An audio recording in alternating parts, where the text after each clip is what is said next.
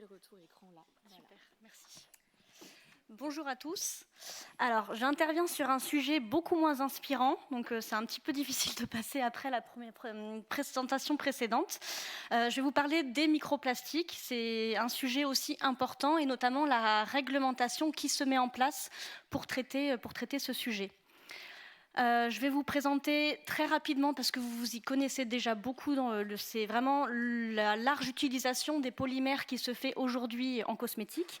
Je vais vous rappeler le contexte réglementaire qui se met en place, avec vraiment ce focus sur la restriction qui a été publiée en septembre, et avec, pour aider dans l'implémentation de cette restriction qui reste assez complexe, quelques cas pratiques. Juste pour représenter Cosmed, pour ceux qui ne connaissent pas, Cosmed, c'est le premier réseau français d'entreprises cosmétiques.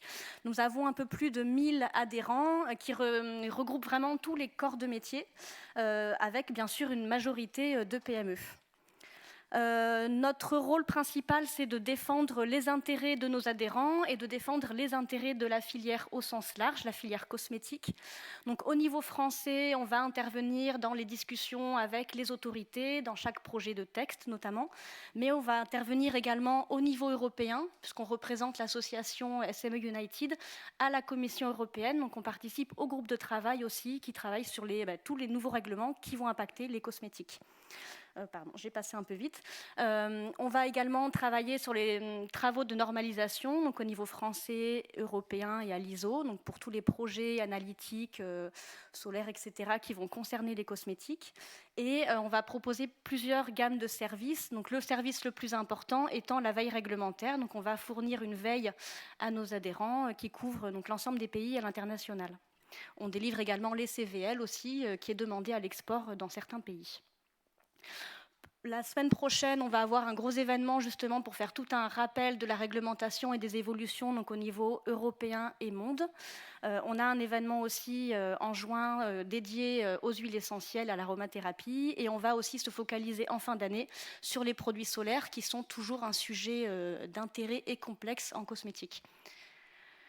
Donc juste pour rappel, je vais passer très vite parce que je crois qu'on n'a pas beaucoup de temps. Donc les différents types de polymères. Donc le polymère, bon, vous le savez, c'est une grosse molécule formée de monomères qui nécessite une réaction de polymérisation. Donc les polymères sont utilisés très largement en cosmétique. Donc les exemples sont non exhaustifs, donc vous y connaissez bien mieux que moi en tant que formulateur. Ce qui est important, c'est que donc il existe une très grande variété de polymères. Selon leurs caractéristiques, ils vont être utilisés pour des fonctions différentes dans les produits, et on va avoir justement besoin de toutes ces caractéristiques pour pouvoir remplir toutes les fonctions nécessaires pour la formulation. Donc il va y avoir deux types, vraiment de manière très raccourcie aussi. Donc il va y avoir des polymères hydrophiles et pour certains hydrosolubles, et des polymères lipophiles, donc, et également pour certains liposolubles, et ça va avoir une importance pour la mise en place de ce règlement microplastique. Les microplastiques, on en entend beaucoup parler, c'est un sujet important, on en voit beaucoup dans les médias, des traces de microplastiques dans l'environnement. Donc il y a vraiment des actions qui se mettent en place au niveau européen pour lutter contre cette pollution des microplastiques. Par contre, par rapport à ces différentes actions, il faut faire la différence entre les microplastiques secondaires, donc qui sont issus de la dégradation de plastique notamment, qui sont souvent représentés d'ailleurs, donc les bouteilles dans la mer, etc. Des microplastiques primaires qui sont donc microplastiques en tant que tels et utilisés intentionnellement dans les produits cosmétiques. Pour les microplastiques secondaires, donc c'est plutôt une meilleure gestion du tri des déchets, d'éviter les rejets de plastique dans l'environnement qui finissent dans l'océan. Donc c'est plutôt ce type d'action qui est mis en place. Il y a notamment un règlement emballage qui se développe et qui va être publié très bientôt. Les microplastiques primaires donc, vont être plus faciles entre guillemets à contrôler, à réglementer en tant que tels. Et il va y avoir donc une restriction.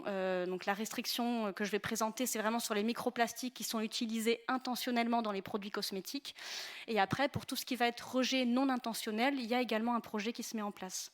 Donc là, je vais vraiment me focaliser sur l'ajout intentionnel. Donc le règlement qui a été publié en septembre, c'est donc le règlement 2023-2055. Qui ajoute une nouvelle restriction dans le règlement REACH. Le règlement REACH pour la cosmétique, c'est le règlement qui va légiférer justement toutes ces problématiques environnementales et qui va impacter les produits cosmétiques également. Le but, c'est vraiment d'empêcher la prolifération des microplastiques. Le secteur cosmétique est estimé comme contributeur potentiellement à 2%, mais comme on l'a dit justement tout à l'heure, ces 2% sont importants et il faut les prendre en compte et les légiférer. Donc, quand on parle de règlement microplastique, on parle plutôt de polymères. C'est vraiment le règlement qui légifère l'utilisation des polymères en cosmétique et notamment qui restreint les polymères synthétiques. L'implémentation reste assez compliquée, donc je vais présenter un peu plus en détail. On attend toujours un guide qui doit être publié par la Commission européenne, donc l'échéance a été repoussée plusieurs fois. Potentiellement, il serait publié au mois de juin. Donc déjà, qu'est-ce qu'un microplastique? Donc un polymère synthétique polymère microparticle, donc le SPM, c'est un acronyme que je vais utiliser plusieurs fois. Déjà, pas tous les polymères ne sont concernés par le règlement. Donc déjà, les polymères qui vont être solubles dans l'eau, donc justement l'importance de ces polymères hydrosolubles, la solubilité dans l'eau, donc selon le critère de test qui est défini, donc de 2 grammes par litre, ces polymères ne sont pas concernés par le règlement microplastique, ne sont pas considérés comme des polymères, des microplastiques, des SPM. Ensuite, la problématique étant vraiment un problème d'accumulation dans l'environnement. Donc les polymères qui sont biodégradables, toujours selon des critères de test définis dans le règlement, ne sont pas concernés par le règlement microplastique. Donc ces tests sont très clairs, très définis, ce sont les tests OCDE. Donc il y a 5 groupes de tests, donc en fonction du type de polymère, il va remplir les critères qui sont définis et si les critères sont remplis, vous êtes exclu du règlement. Ensuite, les polymères donc, naturels, mais qui sont issus d'un process de polymérisation existant dans la nature et non chimiquement modifiés, sont considérés également comme exclus du règlement. Et les polymères qui ne contiennent pas d'atomes de carbone également. Donc après, on va avoir une définition qui est assez précise, mais qui regroupe quand même, c'est vraiment un critère de taille, mais ça va concerner des polymères donc solides, donc qui n'ont pas été solubilisés dans l'eau. Le polymère peut être soit contenu dans la particule, donc qui va constituer au moins 1% de la particule, ou ça va être un polymère de surface. Donc ensuite, il y a tout un critère de taille, mais en gros, les dimensions de particules inférieures à 5 mm vont rentrer dans la définition de polymère. Donc après, pour des contraintes analytiques, il y a une taille minimale qui a été définie plutôt pour des contrôles, mais en tout cas, c'est vraiment la taille maximale qui est à prendre en compte. Donc après, quelle est cette restriction ? La restriction, ça va être que les polymères qui répondent bien à la définition de microplastique, de SPM, ne peuvent pas être mis sur le marché, donc aussi bien en tant que substance, en tant que telle, en tant que constituant d'autres substances ou dans des mélanges. Donc, quand ils ont une concentration supérieure à 0,01% en masse. Donc, il y a des délais qui ont été définis, donc qui sont plutôt large. Les microbilles étaient déjà interdites en France, donc il n'y a aucun impact. On a jusqu'à octobre 2027 pour les produits cosmétiques rincés, 2029 pour les produits cosmétiques non rincés, et avec un délai supplémentaire et assez large qui a été accordé au maquillage, qui était potentiellement donc, était impacté avec un très faible risque de rejet dans l'environnement.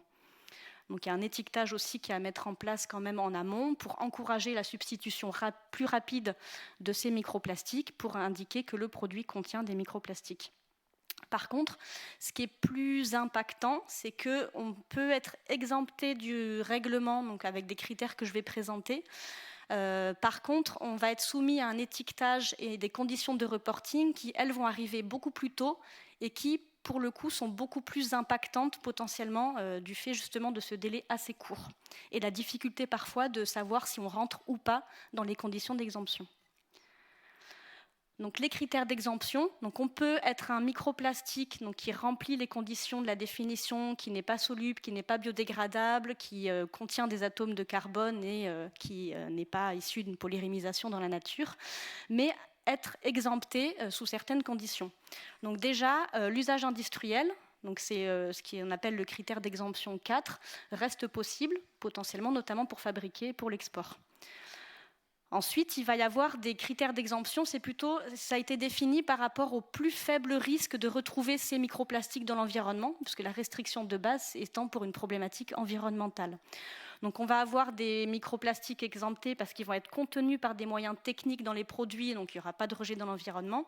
Des microplastiques qui perdent leurs propriétés lors de l'utilisation par le consommateur, donc ce n'est plus un microplastique à l'utilisation, donc il n'y aura plus de rejet dans l'environnement, ou alors incorporé de façon permanente dans une matrice. Au niveau de la cosmétique, on va vraiment être concerné par donc forcément l'usage industriel et par ce critère 5B de perte de propriétés microplastiques pendant la formulation. Donc au niveau des exemples, les agents filmogènes typiquement vont potentiellement rentrer dans cette catégorie. Il faut ensuite démontrer que cette perte de propriété est permanente et irréversible.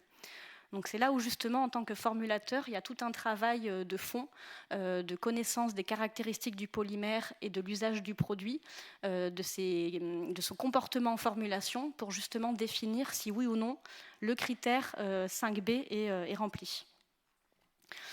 Donc après, en étant dans ces critères d'exemption, donc on va pouvoir continuer à mettre des produits sur le marché. Par contre, on va être soumis à des exigences d'étiquetage. Donc en cas de dérogation 5B, la réglementation demande à ce qu'il y ait des instructions pour l'utilisation et l'élimination du produit pour vraiment justifier et s'assurer qu'il n'y aura pas de relargage de produits dans l'environnement. Donc c'est un étiquetage qui doit être fait sur l'emballage. En tout cas, la dématérialisation peut être faite en supplément, mais ce ne remplacera pas l'étiquetage qui est demandé sur le produit ou son emballage. Ce qui nous alerte en tout cas, c'est le délai qui est défini pour cet étiquetage, qui est le 17 octobre 2025, qui va concerner la mise sur le marché des produits, mais également la mise à disposition sur le marché des produits. Ça veut dire que tout produit qui n'aurait pas ce pictogramme après le 17 octobre 2025 devra être retiré du marché. Donc ensuite, l'étiquetage, j'en ai un peu parlé. Pour les produits de maquillage qui sont soumis à un délai qui est beaucoup plus long, il est demandé également une phrase avant l'échéance pour indiquer que le produit contient des microplastiques.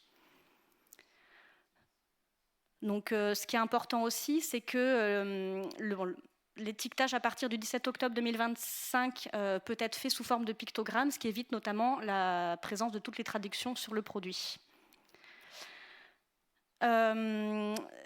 Pour justement ce pictogramme, la commission n'est jamais rentrée vraiment dans le détail de quel type d'instruction, quel type d'étiquetage il faut réaliser. Donc on a eu quelques précisions suite à des réunions. Donc potentiellement, ce qui est quand même reconnu par la commission, c'est que le critère 5B est la perte de caractéristiques microplastiques à l'utilisation. Donc pour des produits cosmétiques, il n'y aurait pas forcément besoin d'instructions supplémentaires à l'utilisation du produit, puisque c'est l'usage qui perd ce côté microplastique. Donc si étiquetage supplémentaire il y a, c'est vraiment l'étiquetage pour éviter le relargage de produits dans l'environnement, plutôt après la fin de vie du produit. Dans le cas où on jetterait un produit qui contiendrait encore de la formule, donc la formule contenant des microplastiques, un étiquetage serait nécessaire pour éviter justement ce relargage. Donc le pictogramme qui est proposé par l'association Cosmetics Europe et qui a été accepté par la commission lors de la dernière réunion qu'on a eue avec eux, c'est ce petit pictogramme que vous voyez qui indique qu'il ne faut pas rincer le produit avant de trier son emballage. Donc qui serait reconnu. Par contre, ce qu'on défend, on n'a pas encore eu de retour officiel là-dessus, c'est que c'est un étiquetage qui doit rester au cas par cas. Typiquement, pour des emballages qui seraient scellés, pour lesquels le consommateur ne pourrait pas ouvrir l'emballage pour le rincer, l'étiquetage ne serait pas pertinent. Donc ça, on attend encore des précisions et donc potentiellement, dans le guide de la commission qui va sortir, il y aurait plus d'éléments aussi sur cette exigence. Donc par rapport à sa mise en œuvre, ça reste vraiment une mise en œuvre qui nécessite de se pencher sur son portefeuille de matières premières, d'échanger avec ses fabricants de matières premières pour vraiment connaître les caractéristiques des polymères, notamment justement la solubilité, la biodégradabilité. Donc déjà, des polymères qui n'ont pas d'atomes de carbone, donc qui sont de toute façon exclus de la définition. Donc ça va concerner notamment des silicones, mais qui, elles, du coup, par rapport, ont des problématiques environnementales qui font l'objet d'un autre projet de règlement, donc notamment pour la D5 et D6. Ensuite, par rapport au process de polymérisation, donc ça ne va pas exempter de facto tous les polymères, ce qu'on va appeler les polymères naturels. Donc la gomme xanthane, la cellulose, potentiellement rentrent dans ce critère, mais potentiellement les polymères qui ont été obtenus par biotechnologie ne rentreraient pas dans ce critère d'exclusion. Par contre, ils pourraient potentiellement être biodégradables. Mais ça nécessite aussi de se pencher sur le process. Donc après, les polymères hydrosolubles vont pouvoir être facilement exemptés par rapport à ce test de solubilité. Par contre, il faut aussi vérifier, ce n'est pas forcément Linky qui va permettre d'exclure les polymères. Par exemple, les carbomères qui sont concernés sont en général solubles, mais pas tous les types de carbomères ne vont avoir les mêmes caractéristiques de solubilité. Donc il faut vraiment pouvoir connaître la solubilité de son polymère pour pouvoir démontrer qu'il est exclu. Et c'est pareil, pour les polymères biodégradables, c'est potentiellement plus complexe avec les polymères lipophiles, pour lesquels les critères de biodégradabilité sont plus difficilement remplis, où les tests peuvent paraître moins adaptés. Mais c'est là où il faut vraiment échanger avec les laboratoires qui font les tests de biodégradabilité, parce qu'il y a certains protocoles justement qui peuvent être développés pour ces polymères lipophiles, et les polymères lipophiles il y a des polymères lipophiles biodégradables. Donc juste en synthèse, en gros, la question à se poser, c'est est-ce que mon polymère est concerné. Donc déjà, au niveau du fournisseur de la matière première, s'il est concerné, le fournisseur de matière première peut continuer à livrer le fabricant de produits finis puisqu'il y a cette exemption d'usage industriel. Donc ce n'est pas parce que le fabricant va vous livrer le polymère qu'il est forcément exclu après les dates d'échéance. Par contre, même le polymère en tant que matière première doit avoir un étiquetage indiquant que c'est un microplastique. Donc ensuite, vous l'utilisez sur le site industriel. Vous formulez votre produit cosmétique. La question, c'est, une fois formulé, est-ce que mon polymère reste un microplastique ? Oui ou non ? Donc si le polymère a été complètement solubilisé dans votre formule de produit fini, donc il ne remplit plus le critère microplastique, ce n'est plus un microplastique et vous n'êtes pas contraint aux échéances réglementaires. Vous pouvez continuer à formuler votre produit. Ce n'est pas un microplastique, il n'est pas concerné. Votre formule de produit, votre produit fini que vous mettez sur le marché contient encore votre polymère. Par contre, c'est l'usage du produit qui lui fait perdre son aspect microplastique. C'est le cas notamment de certains vernis, de certains mascaras. Donc vous avez un agent filmogène, votre produit contient un microplastique qui le perd à l'usage. Donc là, vous êtes dans le critère de dérogation 5B, donc vous pouvez continuer à utiliser votre microplastique. Par contre, vous avez vraiment cette exigence d'étiquetage et de reporting, j'en ai pas forcément parlé, mais vous avez un reporting à faire à l'ECA, l'agence européenne, de l'usage que vous en faites, des quantités, etc. Donc il y a quand même une contrainte qui est assez importante, mais en tout cas, vous pouvez l'utiliser sous réserve de cet étiquetage et de ce reporting. En cas de contrôle, vous devez pouvoir justifier de la perte de cet aspect microplastique à l'utilisation. Et si vous ne remplissez aucun critère, donc vous avez un microplastique dans le produit, forcément vous êtes concerné, vous avez la date d'échéance. Si jamais votre produit fini contient plus de 0,01% de ce polymère, vous n'êtes plus conforme et vous devez reformuler. Donc on a vu qu'il existe quand même pas mal de polymères en tout cas qui seraient exclus. Il y a des solutions de substitution. Donc en gros, c'est un règlement qui reste très complexe. On a fait remonter cette complexité. Ça nécessite, en tant que formulateur, vraiment de rentrer dans les caractéristiques de votre polymère, de son comportement en formulation. Ça nécessite de gros échanges avec les fabricants de matières premières aussi pour obtenir toutes ces caractéristiques de solubilisation, de biodégradabilité. Donc ça demande tout un échange d'informations. Et on attend, en tout cas c'est quelque chose qu'on va diffuser dès qu'il est disponible, mais on attend un guide de la commission pour rentrer un peu plus dans le détail au cas par cas. Donc, je sais que le timing était serré, j'espère que je n'ai pas dépassé. Merci.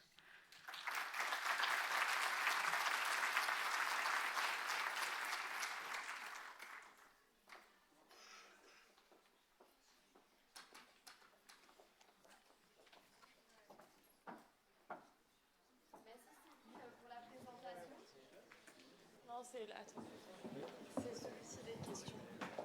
Merci. Alors, merci Sybille pour la présentation. Effectivement, c'était très intéressant et je pense que ça amène encore pas mal de complexité pour les formulateurs ou quand la réglementation rejoint la formulation, encore une fois.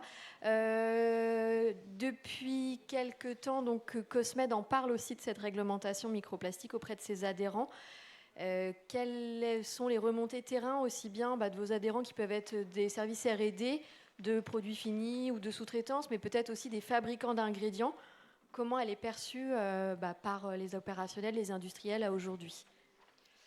Alors, on a reçu énormément de questions, on en reçoit encore, c'est vraiment un règlement qui est complexe, et en effet, aussi bien pour les fabricants de matières premières que produits finis, notamment dans la compréhension des critères d'exemption. Et on va avoir parfois, on a eu des remontées comme quoi, selon les fabricants, les critères avancés d'exemption n'étaient pas forcément les mêmes. Donc, ça a cette complexité. Et après, ce qui n'est pas forcément évident aussi, c'est justement comme il y a cette exemption au niveau de la formulation. Donc, le fabricant peut continuer à écouler, à vendre son polymère. Mais par contre, pour pouvoir continuer à l'utiliser, il faut notamment pouvoir prouver, donc sans ces critères d'exemption d'étiquetage, notamment la perte de l'aspect microplastique dans la formule. Après, il y a beaucoup de questions sur quels sont les tests qui peuvent être effectués. Est-ce qu'il faut le faire dans chaque matrice? Et c'est là où, potentiellement, en connaissant le comportement, la caractéristique du polymère, notamment l'hydrosolubilité ou s'il est lipophile, dans le cas de formules potentiellement lipophiles, il y a quand même des extrapolations qui peuvent être faites. Mais pour ça, il faut aussi un échange avec les fabricants de matières premières. Certains font des tests. Et du coup, vraiment bien connaître les caractéristiques de solubilité du polymère. Mais il n'y aura pas de test officiel, ça nous a été demandé, mais à part la biodégradabilité et la solubilité, il n'y aura pas de test officiel pour les autres preuves. Très bien. On va déjà commencer par ça, biodégradabilité et solubilité. Très bien, merci. D'autres questions?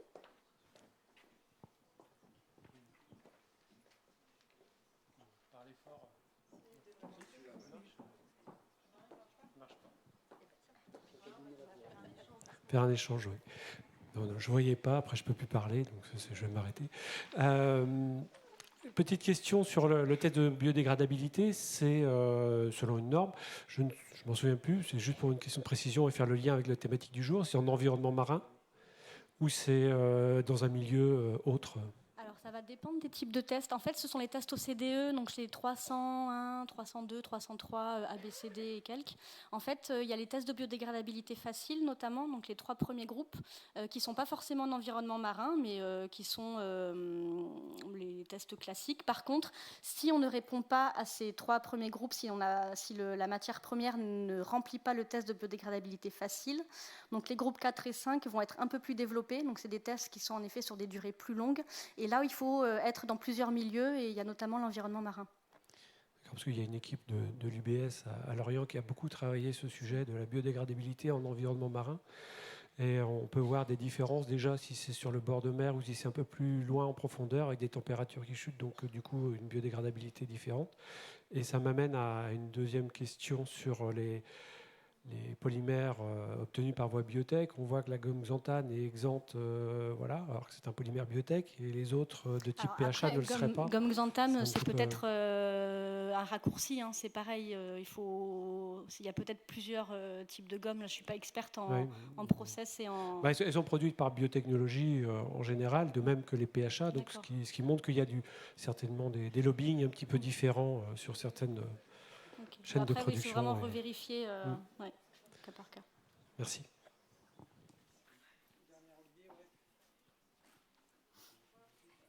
Après, je reprendrai le...